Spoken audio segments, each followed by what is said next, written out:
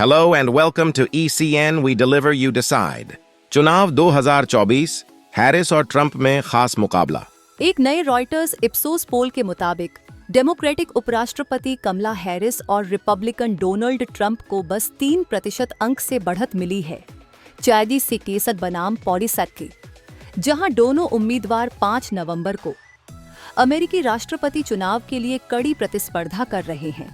के परिणाम, ये 4 दिन का पोल जो सोमवार को पूरा हुआ, दिखता है कि ट्रंप, जो पहले हैरिस से 6 पॉइंट पीछे थे, 20 तो 23 सितंबर को पोल के दौरान अब कुछ आर्थिक मुद्दों में वोटर्स का पसंदीदा उम्मीदवार बन गए हैं। लेकिन ट्रंप के अवैध प्रवासियों के बारे में जो दावे हैं, जैसे कि वे अपराधी हैं, ये काफी हद तक शिक्षाविदों और थिंक टैंकों ने बदनाम किया है। पोल का मार्जिन ऑफ एरर से आगे करीब 3% अंक था। जब मतदाताओं ने पूछा कि देश का सबसे बड़ा मुद्दा क्या है, तो 40% लोगों ने ट्रंप को जीवन यापन की लागत का बेहतर समाधान देने वाला उम्मीदवार माना, जबकि 80% ने हैरिस को इस क्षेत्र में पसंद किया। आर्थिक मुद्दों के बारे में लगभग 70% उत्तरदाताओं ने कहा कि जीवन यापन की लागत सबसे महत्वपूर्ण मुद्दा है, जिसे अगले राष्ट्रपति को संबोधित करना चाहिए। इसके अलावा नौकरी बाजार, कर और वित्तीय रूप से बेहतर होना जैसे विषयों को बहुत कम लोगों ने प्राथमिकता दी। हर इलाके में ट्रंप को हैरिस से ज्यादा समर्थन मिला, लेकिन जब बात आई अमीर और औसत अमेरिकियों के बीच अंतर का पता करने की, तो हैरिस को 62 लोगों ने बेहतर उम्मीदवार माना। ट्रंप को 37 थे। ट्रंप को इमिग्रेशन को लेकर लोगों के बीच चिंता से फायदा हो रहा है।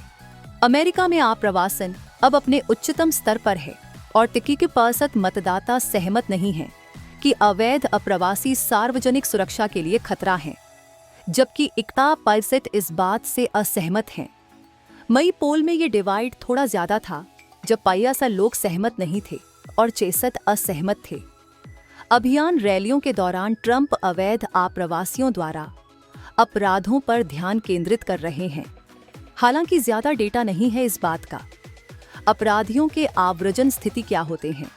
अध्ययन आम तौर पर यह दिखाता है कि अप्रवासी ज्यादा होने की संभावना नहीं होती अपराध करने के मूल निवासी अमेरिकियों के मुकाबले। हैरिस ट्रंप से सभी 6 रॉयटर्स इप्सोस पोल्स में आगे रही हैं, जब से उन्हें जुलाई में रेस में एंट्री ली है। नवीनतम पोल कहते हैं कि हैरिस 2 अंक से आगे हैं, 67 बनाम 43%। संयुक्त राष्ट्र के मतदाताओं में जो संभावना है, वह नवंबर में वोट करने के लिए है। प्यू रिसर्च सेंटर के मुताबिक लगभग 2/3 योग्य मतदाताओं ने 2020 चुनाव में वोट डाला था। मतदाताओं में मानसिक तीव्रता के मामले ने हैरिस को ट्रंप से ज्यादा भरोसेमंद माना। पोल में 55% लोगों ने कहा कि हैरिस मानसिक रूप से तेज हैं और चुनौतियों को संभाल सकते हैं, जबकि ट्रंप के लिए ये आंकड़ा 64% था। जहां राष्ट्रीय सर्वेक्षण जैसे रॉयटर्स इप्सोस पोल मतदाताओं के विचारों को संकेत देते हैं, राज्य दर राज्य इलेक्टोरल कॉलेज के नतीजे विजेता तय करते हैं। 7 बैटल ग्राउंड राज्यों को निर्णायक माना जा रहा है और चुनाव कहते हैं कि हैरिस और ट्रंप वहां कांटे की टक्कर वाले हैं, जहां नतीजों में अक्सर त्रुटि की गुंजाइश रहती है।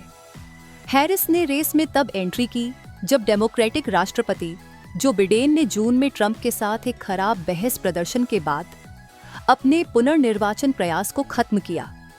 उस समय ट्रंप को अर्थव्यवस्था के मामले में मजबूत माना गया, क्योंकि बिडेन प्रशासन के दौरान मुद्रास्फीति काफी ज्यादा थी।